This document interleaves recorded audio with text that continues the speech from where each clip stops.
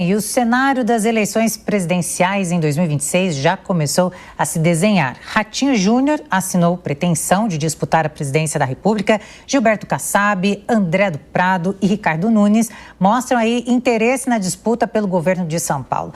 Para conversar e saber um pouco mais sobre esse tema, convidamos Márcio Coimbra, que é cientista político. Seja muito bem-vindo ao Fast News. Uma ótima tarde para você. Boa tarde, Elisa. Uma satisfação enorme estar conversando contigo nesse domingo. Muito bem, Márcio. Uma perguntinha simples. Eleições 2026, na tua opinião, qual será o grid de largada aí? Olha, difícil a gente saber, né? Porque a gente tem a situação do ex-presidente Jair Bolsonaro, que quer sair candidato, tem se mostrado cada vez mais irredutível nisso, independentemente da inelegibilidade que ele já carrega e também da possível condenação pelo Supremo Tribunal Federal. Então isso embola um pouco o meio de campo, né?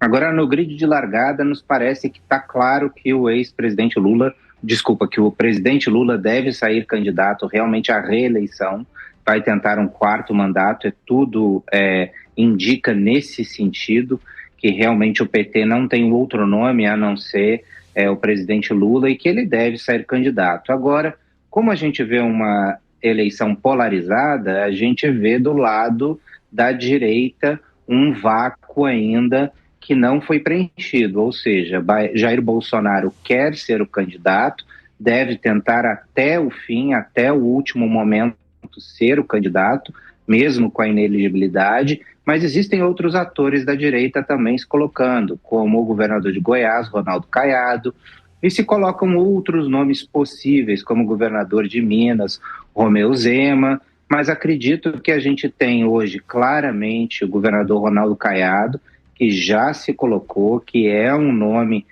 que deseja estar na cédula em 2026, e também o governador do Paraná, Ratinho Júnior, que tem claras pretensões presidenciais também. Lembrando, então, que no espectro político da direita terá, sim, representantes. As pessoas, os candidatos aí, os políticos estão se colocando, dando o primeiro passo, assim como o Ronaldo Caiado fez. Exatamente. E fica aquela dúvida, né, Elis? Quem é que vai ser o nome que vai concorrer pelo grupo político de Jair Bolsonaro? Será Tarcísio de Freitas? Será algum dos filhos de Bolsonaro? Será Michele Bolsonaro, esposa do ex-presidente? Isso ainda está muito na dúvida, isso ainda está muito no ar.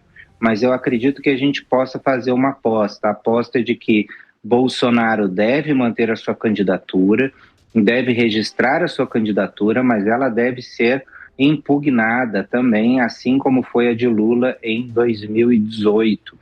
E aí o candidato a vice seria aquele que iria assumir a candidatura de Bolsonaro com destino ao Planalto. Então a gente tem que ficar muito atento para saber quem Bolsonaro vai escolher como o seu vice, porque ele se mostra irredutível como candidato, porque esta pessoa que ocupará a vice pode ser aquele que vai herdar todos os votos desse grupo político que hoje é muito volumoso e que polariza com o governo todo o espectro político nacional nos dias de hoje. Até em uma entrevista ele disse que se não for o Jair, será o Messias. Durso, sua pergunta. Boa tarde, Márcio. Prazer recebê-lo aqui na programação da PAN. Márcio, você começa dizendo que a esquerda tem um nome, que é o Lula, que vai sair para a reeleição.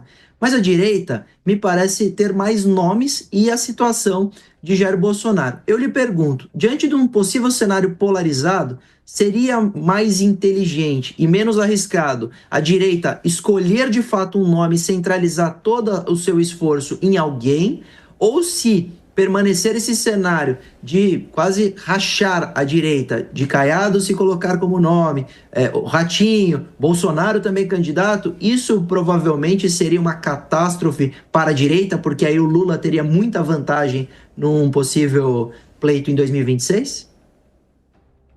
Obrigado pela pergunta, Durso. Ela é muito pertinente, especialmente no cenário que a gente tem. Isso sempre depende do espectro político. O que eu quero dizer com isso?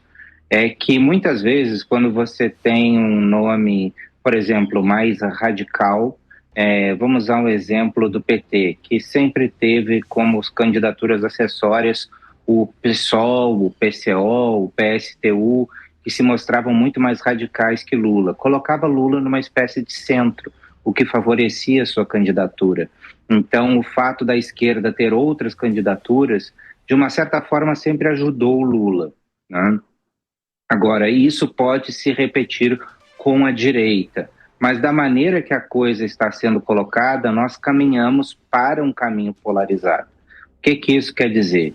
Quer dizer que provavelmente nós teremos os candidatos dispersos na direita, uns 2 ou 3, e provavelmente o eleitorado deve escolher um candidato, assim como aconteceu em 2018, e os outros devem ficar para trás. Ou seja, a eleição tende a polarizar entre Lula de um lado e um candidato de direita do outro, e a direita depois, sendo mais candidatos no primeiro turno, ela se une com mais força no segundo turno. A transferência de votos pode ajudar a impulsionar naquele aquela pequena margem que decide a eleição, por vezes 1, 2, 3%, que podem decidir o pleito. Ele pode ser esse candidato da direita que, passar ao receber os apoios dos outros, pode ter um impulso para ganhar do presidente Lula na fase final do segundo turno. Sei que o Durso quer fazer mais uma pergunta. Durso. Márcio, e como ficamos com relação aos outros cenários? Hoje o governo federal tem pisado na bola em muitas frentes, a gente falava aqui da frente econômica, etc. Como que isso vai se refletir para tentativas de candidaturas, por exemplo, para o Estado ou para as outras cadeiras? Você acredita que a esquerda vem forte, tirando a situação da presidência da República, ou é provável que nós iremos verificar uma tendência, como vimos agora na última eleição, que a direita recupera parte aí do espaço, até em detrimento de perder cadeiras, o Centrão, por exemplo? Durso, eu vejo claramente um movimento que a gente vê no mundo inteiro de tendência à direita. Isso são ondas que a gente tem no mundo. Como no final da década de 90 nós tivemos uma onda mais à esquerda, o mundo vive hoje uma onda mais à direita. E isso está muito claro, está muito esboçado nesse governo Lula, nesse terceiro governo Lula, que tem sido tão fraco. A esquerda não consegue ter tração, ela não tem tração nas eleições municipais, ela não consegue ter tração nas eleições gerais, o seu discurso envelheceu, o seu líder envelheceu, não existem novos nomes dentro da esquerda. Lula é hoje um líder datado, ou seja, suas teses, o seu discurso, a sua pegada de governo, ela ainda está atrasada há 20 anos, ela não se modernizou, ela não consegue conversar com a população, assim como a sua política econômica, também que não produz resultados. Então, tudo isso deve ser devastador para a esquerda. Em termos parlamentares, a gente não tem dúvida nenhuma que vai ser uma eleição onde a direita vai vencer, e vai vencer com uma boa margem no Brasil. E quando a gente fala de eleição presidencial, a tendência é a direita se eleger também. E o PT ficar mais fraco nesse próximo ciclo de 4 anos. A tendência é essa, a tendência é que Lula não consiga se reeleger. E Lula tem um grande problema também. Ele tem a economia, que está muito fraca, ele tem um discurso muito difícil, mas, além de tudo, ele não consegue mais ter aquele contato com o eleitorado. E a sua única pauta é não ser Jair Bolsonaro, ou seja, a pauta de Lula está ligada à pauta de não ser o candidato que está do outro lado. Então, ele não tem uma pauta positiva para entregar para o eleitor, a não ser a pauta negativa de antagonismo com a direita.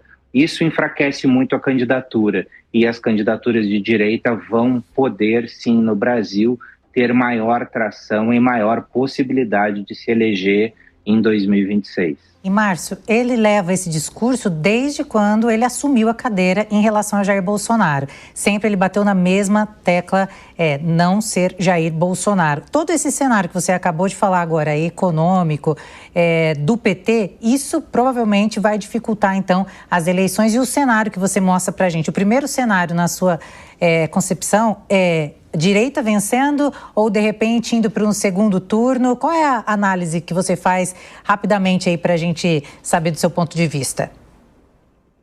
Elisa, a gente certamente vai ter um segundo turno, porque mesmo quando a gente tem ondas muito fortes, é muito difícil de você terminar uma eleição no Brasil no segundo turno.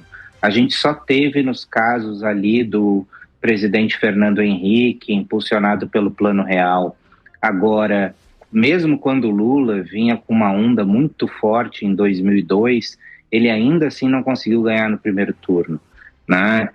Bolsonaro, mesmo com uma onda muito favorável da Lava Jato, o antipetismo, não conseguiu vencer no primeiro turno em 2018.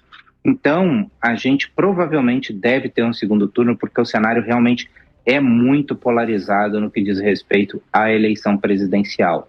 Então, a gente deve ter Lula no segundo turno, com algum candidato que represente a direita. Aí pode ser alguém ligado ao bolsonarismo, ou alguém que consiga um pouco mais descolado, como o governador Caiado ou algum outro nome, conseguir se colocar nesse jogo.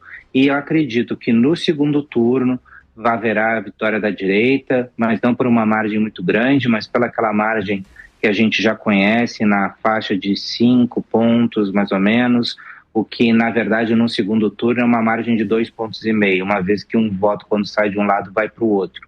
Então, na verdade, a gente vai ter ali, talvez, uma diferença de 5 pontos no segundo turno. Não vai ser uma eleição fácil, vai ser uma eleição apertada, mas existe, sim, uma clara tendência para a direita vencer as eleições e continuar a tendência de vitória da direita em diversos países, e o Brasil deve confirmar essa onda que vem se consolidando no mundo afora.